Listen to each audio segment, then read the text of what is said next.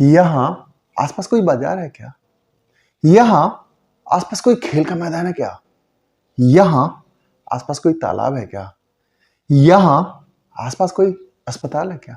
ये ऐसे वाक्य है ना जिनसे आपका पाला पड़ ही जाता है। या तो कोई फंसा हो या फिर आप फंसे हो। अगर आप फंसे हो या कोई फंसा है तो ऐसे वाक्य मुंह से निकल ही जाते हैं। भाई साहब, यहाँ कोई दुकान है क्या? भाई साहब, यहाँ कोई वॉशरूम है क्या? भाई साहब, यहाँ कोई हॉस्पिटल है क्या? जब आप फंसे हुए हैं या कोई फंसा हुआ है और परेशानियों में है तो ऐसे वाक्य जरूरत के हिसाब से उनके मुंह से निकल जाता है। तो आज हम ऐसे ही वाक्यों को अंग्रेजी में ट्रांसलेट करने की कोशिश करेंगे और ऐसे ही वाक्यों को हम अंग्रेजी में बोलने की कोशिश करेंगे कि आगे से जब आप फंसे तो आप उन्हें हिंदी में ना बोल करके आप उन्हें अंग्रेजी में बोले। कितना अच्छा लगेगा जी जब आप कहीं फंसे हुए और किसी के सामने जाके ऐसा अंग्रेजी झाड़ दे तो वो भी पगला जाएगा, अरे कहाँ का बंदा है भाई अंग्रेजी बोल रहा है। तो इन वाक्यों को हमें आज अंग्रेजी में ट्रांसलेट भी करना है और हमें इन्हीं वाक्यों को अंग्रेजी में बोलने की कोशिश भी करनी है।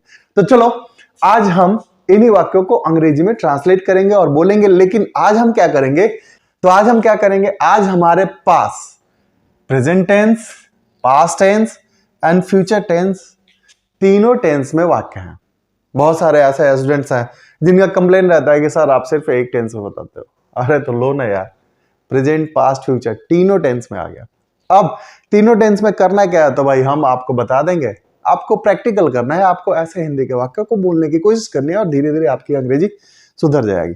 तो आज हम क्या करेंगे? तो आज हम सीखेंगे कि यहाँ आसपास कोई बाजार है क्या, इन वाक्यों को अंग्रेजी में ट्रांसलेट करना। पहले तो सबसे पहले जानो कि ये कैसे वाक्य हैं। अब ये इंट्रोगेटिव सेंटेंसेस हैं। इंट्रोगेटिव सेंटेंसेस में से क्या हटा दो? अगर हमने इंट्रोगेटिव वाली चीज हटा दी, मतलब प्रश्नात्मक जो पार्ट है वो हमने हटा दिया, तो बच गया हमारे पास यहाँ आसपास कोई बाजार है। अब यहां से आसपास को भी हम हटा देते हैं तो हो जाएगा, बचेगा क्या कि यहां कोई बाजार है या फिर यहां एक बाजार है। यहां एक बाजार है। तो जब ऐसे वाक्य हो तो हमने पीछे भी अपने क्लासेस में बताया था कि ऐसे वाक्यों को हम देयर से स्टार्ट करते हैं। क्या करते हैं? इंट्रोडक्टरी देयर से ऐसे वाक्यों को हम ट्रांसलेट करना शुरू करते हैं। तो हमारा सेंटेंस हो जाएगा there is a market. There is a market. अब बचता है यहां आसपास के लिए, तो हम अराउंड हेयर का प्रयोग कर देंगे।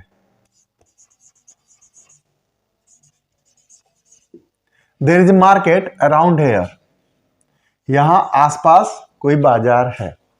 अब जब ऐसा वाक्य हमारा अफर्मेटिव सेंटेंस बन गया तो क्या करना है भाई? इंट्रोगेटिव ही तो पूछ रहा है, तो इंट्रोगेटिव जब बनाएंगे तो हम इज एम आर को बाहर कर देंगे। तो हमारा यहाँ इज है तो हम इज को बाहर कर देंगे प्रेजेंट टेंस में। पास्ट टेंस में हमारा था रहेगा या फिर वर रहेगा तो हम उसको बाहर कर देंगे। फ्यूचर टेंस में हमारा विल रहेगा, हम उसको बाहर कर देंगे। और फिर आसान हो जाएगा हमारे लिए वाक्य को ट्रांसलेट करना। तो पहले हम इस वाक्य को ट्रांसलेट करते हैं। यह वाक्य है हमारा कि क्या यहाँ आसपास कोई दुकान है? क्या यहाँ आसपास कोई दुकान है, या यहाँ आसपास कोई दुकान है क्या? दोनों में प्रश्न पूछा जा रहा है और दोनों में कोई दुकान की बात करी जा रही है। मतलब यह दुकान सिंगुलर नंबर है तो हम इज से स्टार्ट करेंगे। तो हो जाएगा इज देयर ए शॉप। ये ओ है, शॉप हो गया। आसपास के लिए हम अराउंड का प्रयोग करेंगे और यहां है तो हेयर हो जाएगा। लास्ट में क्वेश्चन मार्क दे देंगे। देखो तो, क्या यहाँ आसपास कोई दुकान है, या यहाँ आसपास कोई दुकान है क्या? Is there a shop around here. कितना आसान है जी, कितना आसान है। अब आप बताओ कि ऐसे हिंदी के वाक्य मैंने ये चुटकियों में आपके लिए ट्रांसलेट कर दिया। ऐसे हिंदी के वाक्यों को हम आसानी से अब अंग्रेजी में बोल लेंगे क्योंकि हमको ट्रांसलेशन पता है। तो सेंटेंस था हमारा, क्या यहाँ आसपास कोई दुकान है, या यहाँ आसपास कोई दुकान है क्या, को हमने अंग्रेजी में ट्रांसलेट कर लिया is there a shop around hair.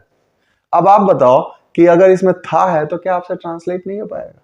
हम क्या करेंगे? वाज को बाहर कर देंगे। तो इस वाक्य का यानी कि यहां आसपास कोई दुकान था क्या को अंग्रेजी में जब ट्रांसलेट करेंगे तो वो हो जाएगा was there a shop around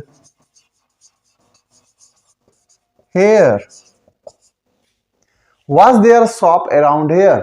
अब यहां आप देखिए, अब आप यहां पे कोई है और यहां पे मैं ए का प्रयोग कर रहा हूं, तो याद रखिएगा ए इंडेफिनिट आर्टिकल है और कोई का भी अर्थ इंडेफिनिट के ही सेंस में होता है।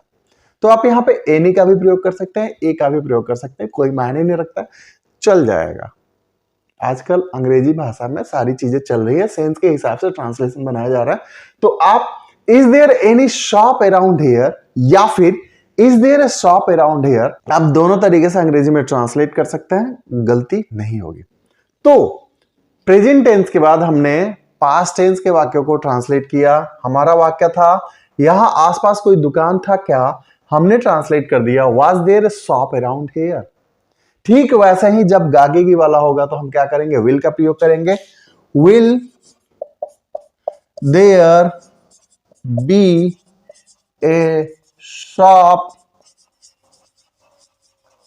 Around here, question mark. तो अब आप बताओ कि कैसा लगा आपको? क्या आपके लिए आसान नहीं है? क्या आपके लिए अंग्रेजी में ट्रांसलेट करना या फिर अंग्रेजी में बोलना आसान नहीं है? आपने ऐसे हिंदी के वाक्य को जो पूछे जाते हैं आपसे या आप किसी से पूछ ही लेते हो, इन हिंदी के वाक्यों को आसानी से अंग्रेजी में ट्रांसलेट कर लिया। अब इन हिंदी के वाक्यों को आसानी से बोलने की बारी है। तो ट्रांसलेशन क्या है आपने समझ लिया। अब इधर के वाक्य जो लिखे हुए हैं इनको आप ट्रांसलेट करना, देख लो ठीक से। इन वाक्यों को आपको ट्रांसलेट करना और इन वाक्यों को अंग्रेजी में बोलने की कोशिश करना। चलो मैं थोड़े थोड़े से हिंट दे रहा हूं, यानी कि मैं इन हिंदी के वाक्यों को अंग्रेजी में ट्रांसलेट कर दे रहा हूं, इन हिंदी के वाक्यों को अंग्रेजी में बोल दे रहा हूं, लेकिन वर्बली रिटेन का काम या फिर घर पे प्रैक्टिस का काम करना आपको खुद है। यहां आसपास कोई बाजार है क्या? Is there a market around here? Is there a market around here? यहां आसपास कोई खेल का मैदान है क्या? Is there a playground around here? यहां आसपास के लिए हम अराउंड का प्रयोग कर रहे हैं, याद रखिएगा। तो यहां आसपास कोई खेल का मैदान है क्या? Is there a playground around here? Is there a playground around here? यहां आसपास कोई तालाब है क्या? Is there a pond? क्या जी? Is there a pond? तालाब है क्या? Is there a pond around here? देखो, is there a pond around here?